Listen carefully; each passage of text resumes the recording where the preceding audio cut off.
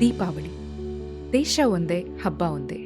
ಆದರೆ ಅದನ್ನು ಆಚರಣೆ ಮಾಡೋ ರೀತಿಗಳು ಹಾಗೂ ಅದರ ಹಿಂದೆ ಇರೋ ಕಥೆಗಳು ಬೇರೆ ಬೇರೆ. ಗುಜರಾತಲ್ಲಿ ದೀಪಾವಳಿನ ನ್ಯೂ ಇಯರ್ ಅಂತ ಲಕ್ಷ್ಮೀ ಪೂಜೆ ಜೊತೆ ಸೆಲೆಬ್ರೇಟ್ ಮಾಡ್ತಾರೆ. ಮಹಾರಾಷ್ಟ್ರದಲ್ಲಿ ವಸುಬರಾಸ್, ದಂತೆರಾಸ್ ಮತ್ತೆ ಬಲಿ ಪ್ರತಿಪದಾ ರೀತಿಲಿ ಆಚರಣೆ ಮಾಡ್ತಾರೆ. ರಾಜಸ್ಥಾನದಲ್ಲಿ ಹವೇಲಿಗಳನ್ನ ಡೆಕೋರೇಟ್ ಮಾಡಿ ಗೋವರ್ಧನ ಪೂಜೆ ಮಾಡಿದ್ರೆ, ಒಡಿಶಾ ಮತ್ತೆ ಅಸ್ಸಾಮಲ್ಲಿ ಬಡಬದುವಾ ಡಾಕಾ ಅಂತ ಪೂರ್ವಜರ ಪೂಜೆ ಮಾಡ್ತಾರೆ.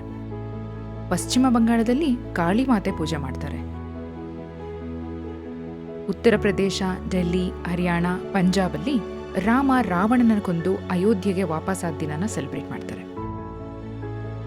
ಇನ್ನು ದಕ್ಷಿಣ ಭಾರತ ಅಂದ್ರೆ ತಮಿಳುನಾಡು, ಆಂಧ್ರ ಪ್ರದೇಶ, ಕರ್ನಾಟಕದಲ್ಲಿ ಚತುರ್ದಶಿಯ ದಿನ ನರಕಾಸುರ ವಧೆ, ಅಮಾವಾಸ್ಯೆಯ ದಿನ ಧನಲಕ್ಷ್ಮಿ ಪೂಜೆ,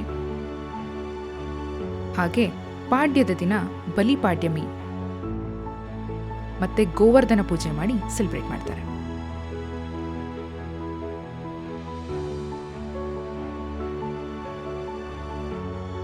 ನಮ್ಮನೇಲಿ ದೀಪಾವಳಿನ ಯಾವ ಥರ ಸೆಲೆಬ್ರೇಟ್ ಮಾಡ್ತೀವಿ ನೋಡ್ಬೇಕಾ?